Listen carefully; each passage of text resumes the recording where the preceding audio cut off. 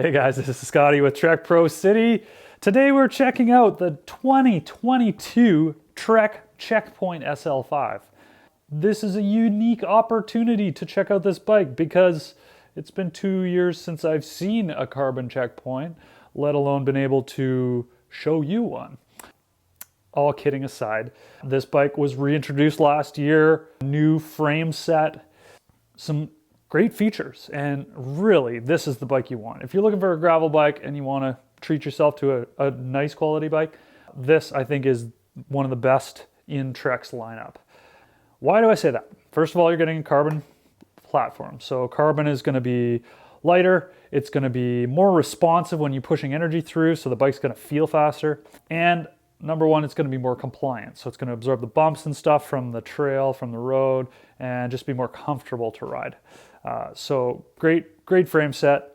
Number two is the parts package on this bike is kind of that like valued parts package. I mean, this is still a $4,000 bike, but you are getting the Shimano GRX shifters, brakes, chain, cassette, derailleurs.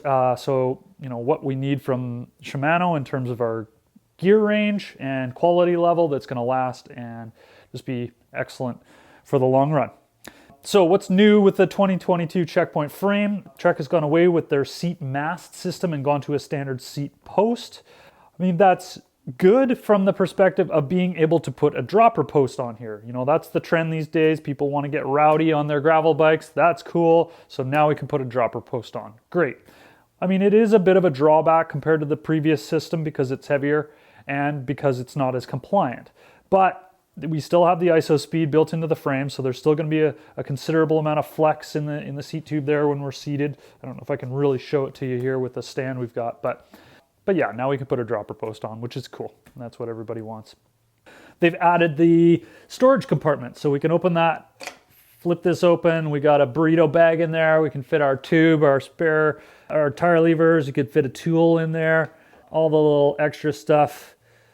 Who knows, you can get creative and fit a burrito in there, whatever you want. You can bolt pretty much anything to this frame. We can do water bottle cages up here and down here, and we can do a bag up here. You can actually bolt one of Trek's new adventure bags underneath the down tube. There's holes here and threaded holes. We could do a rack on this bike. It's got hidden fender mounts, so we can add fenders to this bike.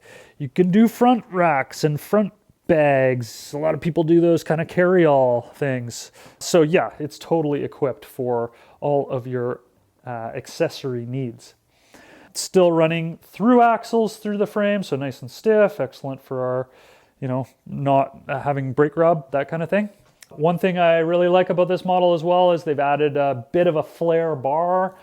So the bar flares outwards, just allowing you a wider stance when you're in the drops, which I really like for more technical riding. I spend a lot of time here because you can get a lot of power on your brakes and just the ability to kind of get a broader shoulder, a little bit more control.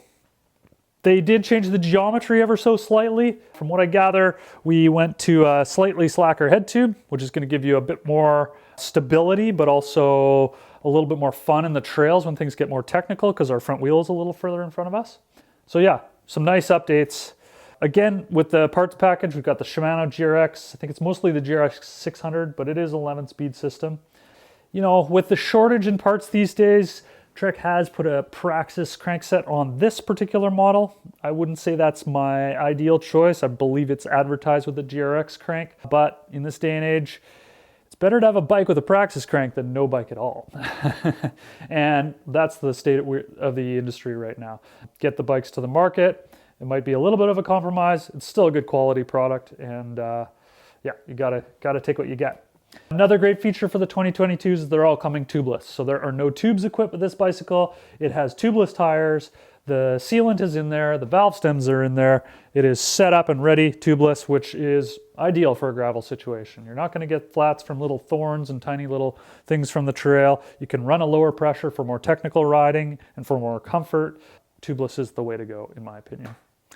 So that's it, the Checkpoint SL5 for 2022. If you like this video, we've got other videos of other checkpoints, including the SL6 ETAP, which was very popular.